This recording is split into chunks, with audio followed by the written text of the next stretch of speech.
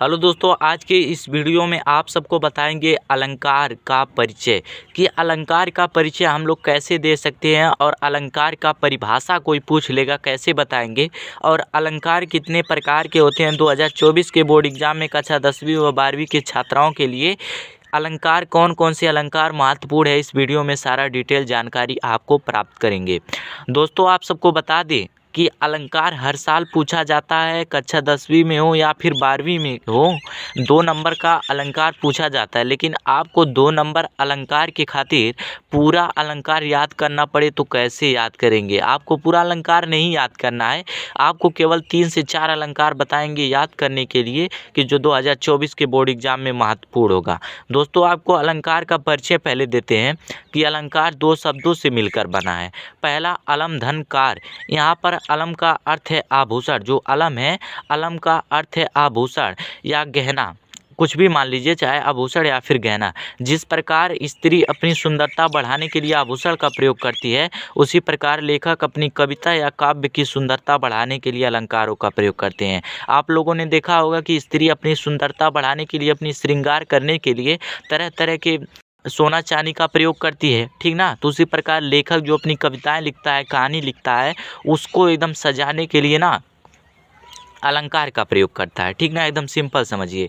उसके बाद से इसका परिभाषा कोई पूछ ले कि अलंकार किसे कहते हैं, तो आपको परिचय नहीं देना। अलंकार का परिभाषा जो है, जो शब्द काव्य की शोभा बढ़ाते हैं उसे अलंकार कहते हैं। जो शब्द काव्य की शोभा बढ़ाते हैं उसे अलंकार कहते हैं। जैसे उदाहरण के तौर पे मान लीजिए कोई बुलाए कि आ, केवल बोला दे आ तो थोड़ा अपमान है, और कोई बोला दे आ एकदम आइए तो उसमें कुछ शब्द जुड़े कि नहीं, आइए, तो कुछ शब्द जुड़ गए, आइए, सुंदर प्यारा सा शब्द लग रहा है, तो उसी को ही अलंकार कहते हैं, ठीक ना।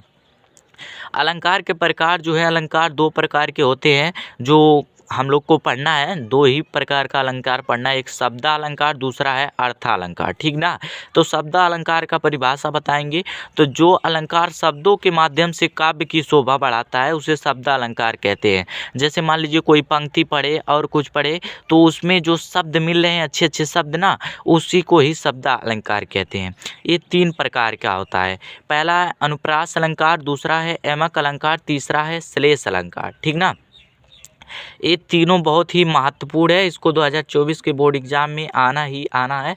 तीनों में से एक तो पूछा जा सकता है, ठीक ना। इसको याद कर लीजिएगा। अगर अनुप्रास अलंकार, एमक अलंकार, श्लेष अलंकार की वीडियो देखना है तो डिस्क्रिप्शन में लिंक मिल जाएगा, वहां से जाकर देख सकते हैं। और दूसरा जो है अर्थालंकार, आपको ऐसे ही परिभाषा बता दें कि अर्थालंकार, मान लीजिए कोई पंक्ति लिखी है, उसको पढ़िए, कोई उसमें हंसी ना, उसमें कोई मजा ना आए, लेकिन जब उसका अर्थ निकालेंगे ना, जब उसका अर्थ निकालेंगे तो बहुत ही सुंदर लगेगा, उसी को अर्थालंकार कहते हैं। यहाँ पे लिखे जो अलंकार शब्दों के माध्यम से काव्य की शोभा बढ़ाता है, यहाँ पर लिख दीजिएगा जो अलंकार अर्थों के माध्यम से काव्य की शोभा बढ़ाता है उसे अर्थालंकार कहते हैं। ये 9 प्रकार का होता है, लेकिन आपको पूरा नहीं पढ़ना है। केवल उपमा अलंकार, रूपक अलंकार, उत्प्रेक्षा अलंकार, केवल 3 ही पढ़ लीजिएगा। वो 2024 में उसमें से भी आने के चांस है, तो 3 इसमें से पढ़ लीजिएगा और 3 उसमें से। अनुप्रास अलंकार हो गया, एमक अलंकार, श्लेष अलंकार, और आपको पढ़ना है रूपक अलंकार, उत्प्रेक्षा अलंकार पढ़ लीजिएगा, और उपमा अलंकार। ये जो 3 है ना, 3 इसको पढ़ लीजिएगा और 3 इसको। 6 अलंकार केवल आपको याद करने की ज़रूरत है, और 6 अलंकार आपको 4 नंबर जरूर दिलाएगा। केवल 6 ही अलंकार याद कर लीजिएगा। दोस्तों, अलंकार के पूरे प्रकार का वीडियो देखना है तो डिस्क्रिप्शन में लिंक मिल जाएगा, वहाँ से जाकर देख सकते हैं। क्योंकि जिस तरीके से बताएं एकदम आसान शब्दों में ना दोस्तों, उसी प्रकार से वहाँ पर भी आपको देखने को मिलेगा।